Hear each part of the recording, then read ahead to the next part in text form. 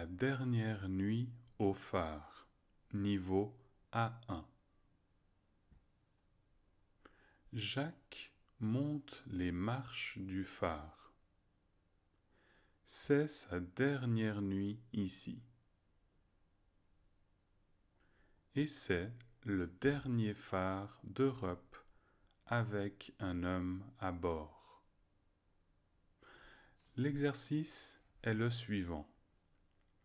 Je lis une phrase, vous faites pause et vous répétez à haute voix. On essaye?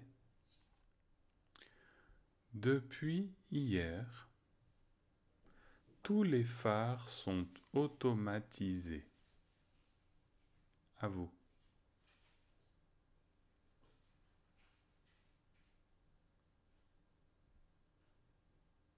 Très bien. Grâce à la technique moderne, on n'a plus besoin des hommes pour assurer leur fonctionnement. À vous. Grâce à la technique moderne, on n'a plus besoin des hommes pour assurer leur fonctionnement. Vous avez compris? Alors je continue et je vous laisse faire pause et play. Jacques se souvient de son premier soir sur cette île. Il ferme les yeux. Avec 30 ans de moins, il se voit partir de Brest en voiture. À Plougherneau, Jacques grimpe à bord de la navette pour l'île Vierge. 10 minutes plus tard, il arrive au phare. Breton par son père et sa mère, il aime sa région. Jacques rêve d'être gardien de phare depuis l'enfance. La pointe de la Bretagne est la région de France avec le plus de phares. La côte est très découpée. La Bretagne donne à la fois sur la Manche et sur l'Atlantique. Les marins ont besoin des phares pour repérer les côtes. Les terriens ont besoin des phares pour repérer la mer. Le long de la côte atlantique, on compte 49 phares. C'est spectaculaire. Tous ces feux illuminent la nuit. On reconnaît un phare d'un autre à son rythme.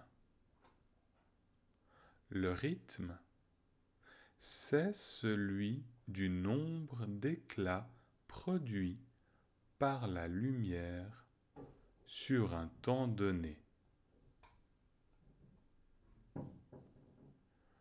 Quand on vient de la Manche, le phare de l'île Vierge est le premier phare des côtes bretonnes. Il est haut de 82 mètres 50. La portée de sa lanterne est d'environ 50 kilomètres. Toutes les nuits précédentes, Jacques partage sa garde avec un autre gardien. Mais ce soir, c'est particulier. Pour sa dernière nuit au phare, il est seul. 32 marches en fer conduisent au sommet du phare.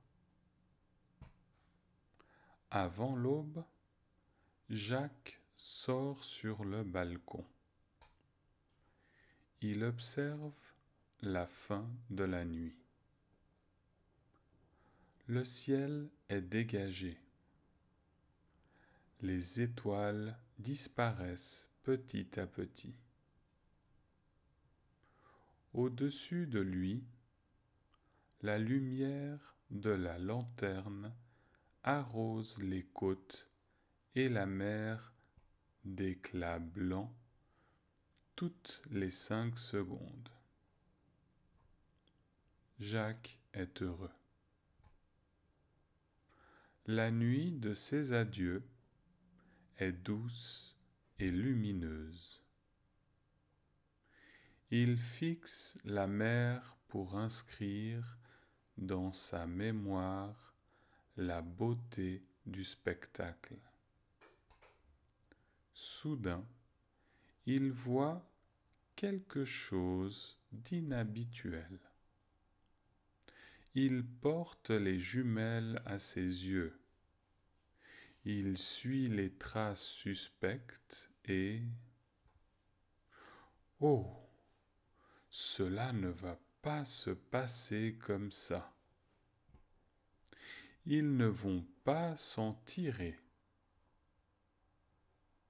Je me charge de leur apprendre le respect de la mer.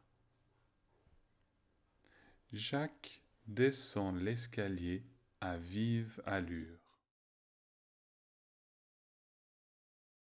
Pouce bleu et de vous souscrire à la chaîne. À bientôt!